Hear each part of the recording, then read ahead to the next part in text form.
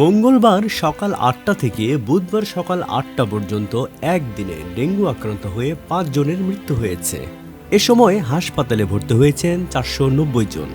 ৩ December বুধবার স্বাস্থ্য অধিদপ্তরের হেলথ ইমার্জেন্সি অপারেশন সেন্টার ও কন্ট্রোল রুম থেকে পাঠানো সংবাদ বিজ্ঞপ্তিতে এসব তথ্য জানানো হয়।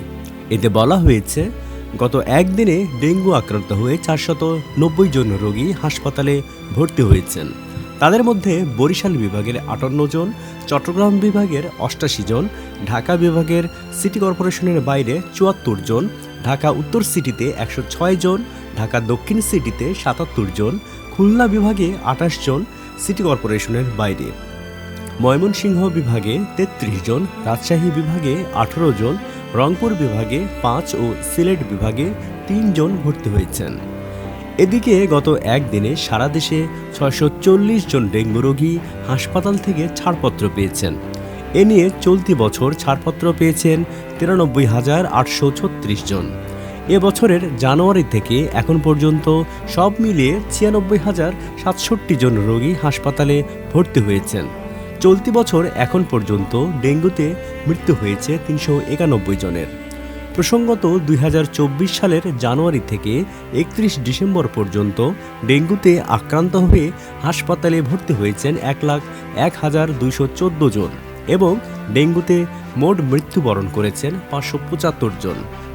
এর আগে ২০২৩ সালের ১ জানুয়ারি থেকে ৩১ ডিসেম্বর পর্যন্ত ডেঙ্গু আক্রান্ত হয়ে মোট ১,৭০৫ জনের মৃত্যু হয় এবং ওই বছরে ডেঙ্গু আক্রান্ত হয়ে হাসপাতালে ভর্তি হন মোট ৩,২১,১৭৯ জন।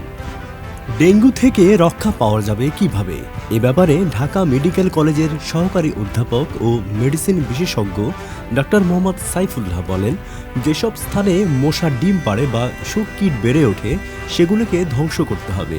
তাই বাড়ির আঙ্গিনা ও ঘরের ভেতরে যে কোনো পাত্রে জমে থাকা পানি ৩ দিন অন্তর ফেলে দিতে হবে। তিনি আরও বলেন, প্লাস্টিকের নানা ধরনের পাত্র, কোমল পানীয়ের বোতল, কলাপসিবল গেটের নিচের অংশ, ফেলে দেওয়া টায়ারের অংশ, দইয়ের ফেলে দেওয়া পাত্র, ছাদ বাগানের ফুলের টব, পানির মিটারের কাছে গর্ত, ডাবের খোসা, অব্যবহৃত কর্কশিট, সিরামিকের পাত্র, সিঁড়ির পাশের ভাঙা হাতল, যানবাহনের অংশ, গাড়ির গ্যারেজ সহ অনেক কিছুতেই ডেঙ্গু মশার লার্ভা থাকে। এসব জায়গায় জমে থাকা পানি পরিষ্কার করা অত্যন্ত জরুরি। মশার সংক্রমণ থেকে রেহাই পেতে কিছু ব্যক্তিগত সুরক্ষা উপায়ের কথা বলেছেন আনোয়ার খান মডার্ন মেডিকেল কলেজ ও হাসপাতালের পুষ্টিবিদ ইসরাত জাহান।